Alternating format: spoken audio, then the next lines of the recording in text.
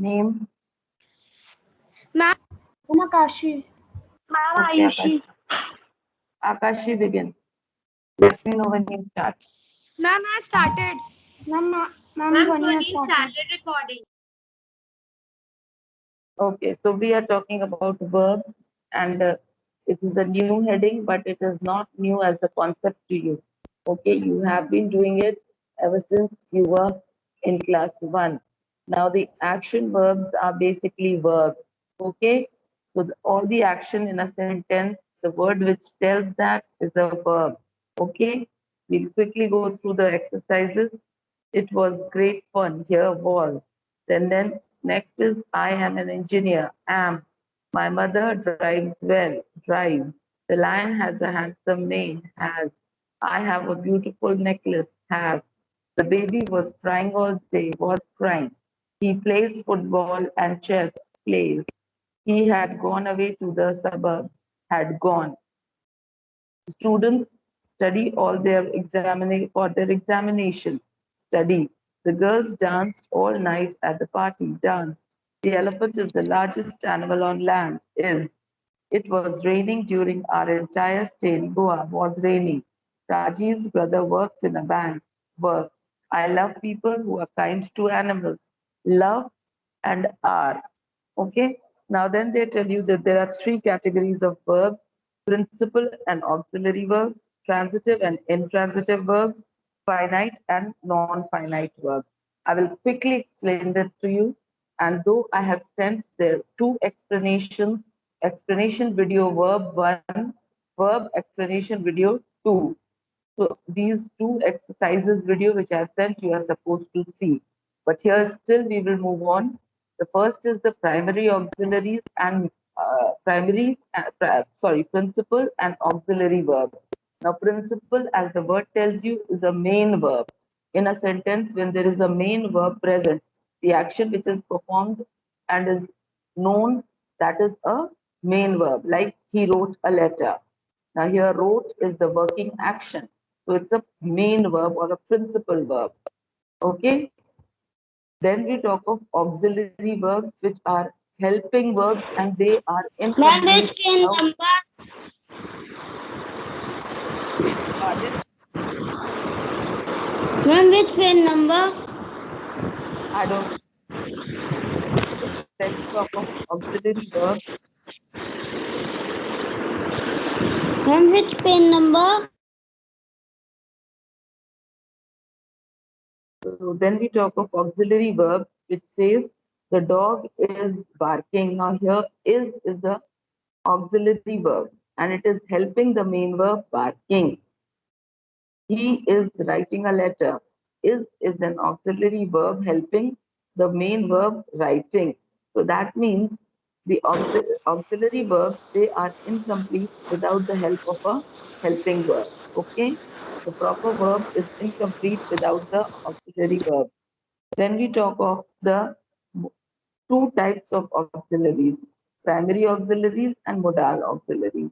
Now, primary auxiliaries are those words which help the main verb in a sentence. Like supposing Rohan is a good student.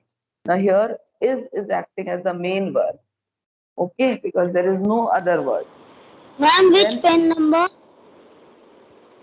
Divya Pratap, I will not tell you. We are doing verbs.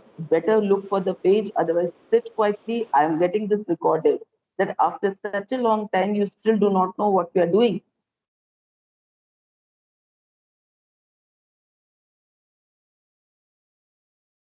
Now we talk of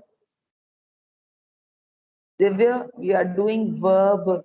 I told you in the beginning, I never begin with the chapter without saying what I have done. We are doing verb and it is on page 33. Now we are on page 34. I've also sent two explanation videos. Please go through them after we finish this class. So then we talk of the modal auxiliaries, which are basically the words which you need to learn them: can, must, may, might, will, would, should, must, shall, should, or to. Now these words, they tell you the possibility, they tell you obligations, permission, ability, etc. Now then third heading we talk of is the transitive and intransitive verbs. Now transitive verbs are those words which are used with an object, and that object could be a noun, a phrase, or a pronoun. Okay, like supposing he wrote a letter. Now here wrote is the verb, and now is it a transitive verb or an intransitive verb? It is a transitive verb because it is using an object, a letter. He wrote what? A letter. So he is an object. Wrote is the verb. And what is the object of the sentence? A letter. Okay. Then there are certain sentences when words which are verbs are used, they are all in all in themselves. That example is they run. Now, when they are running, it's telling all in all. They run. Okay. Birds fly. It rains. So they do not require an object. Such words are called intransitive. So the words in a sentence which do not require an object are known as intransitive, verbs. Is this much clear? Then we talk of finite and non-finite verbs. Now, a verb that has a subject and exhibits tense and number in a sentence, it is called finite. Now, tense and number can only be exhibited if you say a sentence that's, example, mother was watching television. Now, here was watching is telling you the tense. Okay, and it is also telling you the number. That means when you say mother, you say was watching. When you say my brothers were watching. So when you are talking of more than one plural number, then you instead of was you will write were. Okay. So any word which tells you the tense and the number is called finite verb. Clear? Then any word which neither has a subject nor exhibits tense and number is called non-finite verb. Now, non-finite verbs are of three types: the infinitives, the participles, and the gerunds. Okay. Now, what are infinitives? Infinitive. Infinitive is a form of a verb that is basic form in its basic form, and it is usually written with to. That means to play, to dive, to study. Whenever you are writing to along with it, Akashi, there's a lot of noise. Why is your mic open? Switch off your mic, Akashi. Ma'am, Switch that is it again. Siddhika's mic. Uh-huh. Ma'am, Siddhika's mic was on. Even Akashi. I'm seeing now, that is why I know. And the one who's putting their mic on, I'm removing them from the call. That is why I told. So infinitives are very easy to find because any verb with to in front of it helps you find it. Siddhika, you are going by. Okay. So infinitives are those words which have to written in front of them. Like cricketers like to play. Okay. She loves to swim. Now, to swim, it tells these words are infinitive. Then we talk of participles. These participles, when they are talking of in the present, we write ing with the verb. She is dancing. Is the present, and dancing. Ing tells about the participle. Okay. Then past participles, she danced. Okay. So the past participles have ed, d, t, en, or n in it. Then we talk of gerunds. Now gerunds also have ing, but there's a difference between picking up participles and gerunds. And the difference only is that the gerund is used with ing, but it acts as a noun in a sentence. Like supposing walking is a good exercise. Now, though it is a verb, walking, but here it is acting as a noun here. So when in a sentence you see an ing word, you have to take it out whether it is used as a noun. If it is being presented as a noun, then it is a gerund. Though it is a verb, but it is appearing to be at a place of a noun. Okay, then it is a gerund.